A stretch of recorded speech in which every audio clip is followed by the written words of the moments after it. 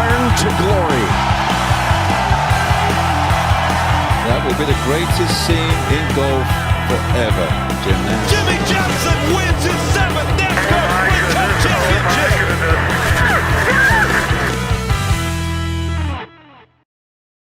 So, in the wake of this coronavirus, NASCAR has established the eNASCAR Pro Invitational Series through iRacing. Now, for those of you who don't know what iRacing is, it is a virtual simulator that puts you in the driver's seat of various different racing series. So it could be NASCAR, it could be World of Outlaws, it could be IMSA, Formula One. They basically got it all in this system.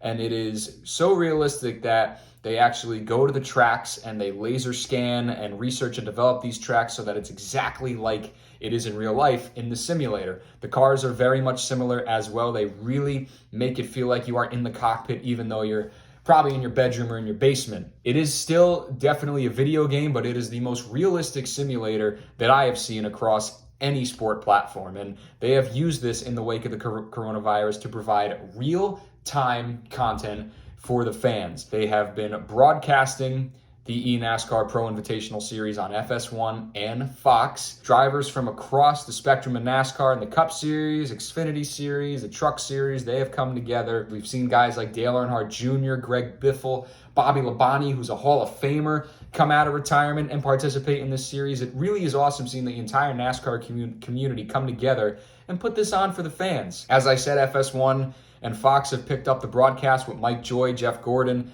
Larry McReynolds, and Clint Boyer, who's serving as the in-race reporter, which is super, super funny and super engaging. Boyer's got one of the greatest personalities in the garage. I mean, the guy's got no filter, and he just says whatever the hell's on his mind. It's absolutely awesome in the broadcast. We've had 2 races so far, the first at Virtual Homestead, Miami, and the second at Virtual Texas. 2 awesome races and getting better every single week. We will have the 3rd race this weekend at Virtual Bristol, which is going to be a lot of fun. I know a lot of people, when this idea was first getting tossed around, people were like, it's fake racing. I don't want to watch it. It's fake racing. NASCAR is putting this on for the fans, and it's been a huge hit because it has broken viewership records in the U.S. for eSports. The Virtual Homestead race, according to Adam Stern of the Sports Business Journal, had an estimated 903,000 viewers for that race, which is Xfinity Series viewership numbers, and it blows the Truck Series out of the water. Virtual Homestead, 1.3 million, exceeding its Xfinity numbers.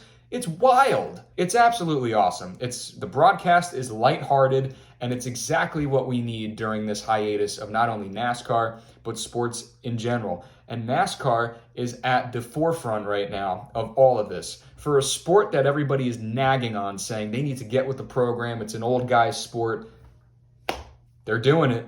They're doing everything right now. And it's so good to see how innovative and cutting edge this technology is that they're implementing.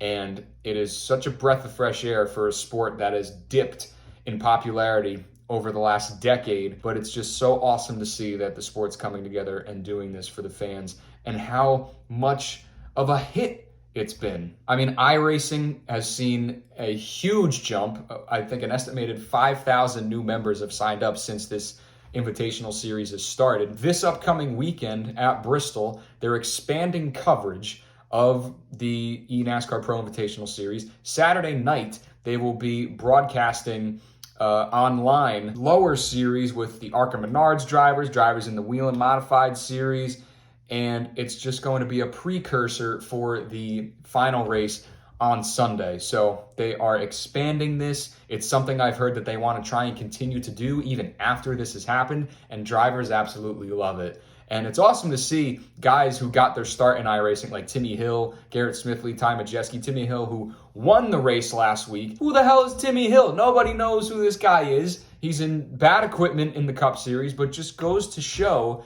that this iRacing gig is the real deal. And guys use this simulator to get better at tracks and to apply information from the real sport to what they're doing here. Timmy Hill, by the way, has 674 iRacing wins in his career. So pretty big numbers. Even a guy like William Byron, who spent a lot of time in iRacing, he's now one of the top young guns in NASCAR right now, driving the 24. It's really cool seeing this culmination of things happening, not only platform for esports, but for NASCAR to grow. And we've kind of seen now other sports trying to implement esports during this time. We've seen Madden, the NFL, they are broadcasting their esports Madden NFL Invitational. Guys like Michael Vick, Derwin James, Keenan Allen, Juju Smith-Schuster are part of this. ESPN is going to be broadcasting the NBA 2K20 tournament. These are all great, but you will not get the realism like iRacing and NASCAR. It's really unlike any other, and NASCAR's at the forefront right now, really doing this right. Props to NASCAR, props to Fox, everybody involved, iRacing.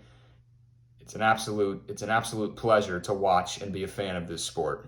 All right, thank you guys so much for watching. For more sports talk and analysis, be sure to subscribe to my channel for new videos every single week.